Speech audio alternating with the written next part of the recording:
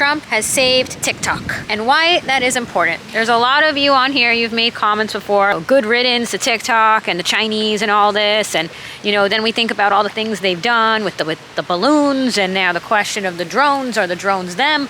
Are the drones sniffers? Who the hell knows? I understand all those points. I understand that we need to crack down on the surveillance that they have been doing, but TikTok has created its own special benefit in today's generation, the youth, the younger generation, as well as the millennials. It is a way that you've had creators out there such as Charlie Kirk, as he talked about that he gained a huge presence on TikTok and had reached a whole new generation of people in showing those short skits he would do where he compiled, showing how he's talking to the youth at the college campuses.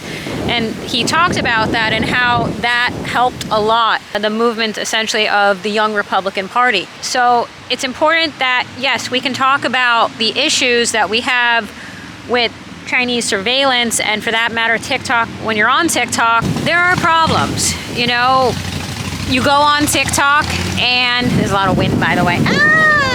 It's the revenge of TikTok. It's angry. There are problems on TikTok. You go on TikTok and, certain things flash and you can't see it because it's blocked or something like that. But to a large extent, it has given us a lot of information, and it's where a lot of youth go to for their information. So I am not in favor of TikTok going bye-bye.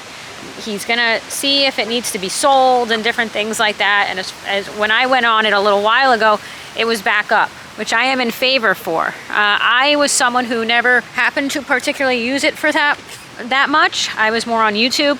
But you have a lot of people that have been strong political commentators on there, such as Charlie Kirk. And I would say that was where he was the most influential. You have a lot of small business owners who have advertised and built their life on the platform. A lot of nice spiritual type content on there. I would enjoy watching a lot of people on there give helpful advice and things like that. I am absolutely not in favor of TikTok going bye-bye. It's how a lot of people create their content. Small business owners, things like that. And I think it helped us quite a bit win the election, because you would see our Trump dances and all these things that were very helpful, I think, during the election to get information out. It's how people can show things that they film and important things that need to get out there to people and not have the large media corporations censor. It needs improvements, and I think we acknowledge that. And that's why we're hoping he comes to some sort of solution after this 90-day period he's talking about. But I thought it would come back up. I really didn't think it was going to be bye-bye permanently. That's that on that. So I'm happy that it looks like he has saved TikTok for now. The other thing I wanted to talk about briefly is, assuming that Vance is going to be our candidate in 2028, and I have a strong feeling he will be, we need to work our asses off over the next years to get him elected. A lot of you had said things like, I want to just bask in the glory of the next 4 years and celebrate that. And I totally agree with that. It's important to have your time to reflect and be happy, and to actually enjoy your days. At some point, you also have to go back to work, and you don't want to have a moment 4 years from now where it's going, we're back. We don't want that. We don't want that. Harris 2.0 or her back. We really don't want that. So you don't want to fall into the trap of, for the next 4 years, everything's great, then we get her again. It is important that we do start to campaign what I believe will be the candidate. I believe it's going to be Vance. I think he's the strongest front runner. I don't think it's going to be DeSantis. I don't personally think DeSantis is as strong of a candidate as him. I think that could change with age as he maybe gets older, but I just don't see it right now. I think that Vance is an extremely strong communicator, but I feel that a lot of people see him as a vice president right now, which is totally okay. And then obviously it's important that he sort of know his place, that he's a vice president, he's not the president. But obviously in the past, a lot of his speeches were geared towards helping Trump get elected, which was very important in the time span of what was important, which was getting Trump elected. Where he would make speeches and say, we need to vote for Trump. At a certain point, he needs to turn his attention towards himself in the next 4 years. We accomplished that, Trump got elected. We see him as the vice president. Again, he has, to a certain extent, people would say he has to know his place. He's not the president.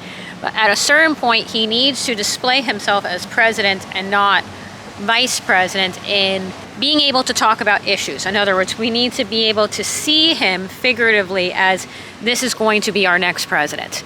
And we want to move away from the mindset, from psychology of seeing him kind of as a sidekick that helped Trump get elected by being a very strong speaker, which he is. And we need to now work over the next 4 years to up him and say, Trump got elected. We're kind of done with that part. In other words, now he needs to do all the things he said he was going to do, but we need to now work on Vance and help him get elected in 2028. No one wants to see the coconut singing "We're back" happen in 4 years. And it could happen, and that is a very, very scary movie that I do not want to see. And I don't think you want to see that movie either. We need to make a lot of videos over the next time periods talking about Vance and helping to shape people's mindset that this man is going to be president, okay? Because that is important. That is what I wanted to say. That is what I wanted to say. Also, I hope you like my shirt. It says, I am unstoppable.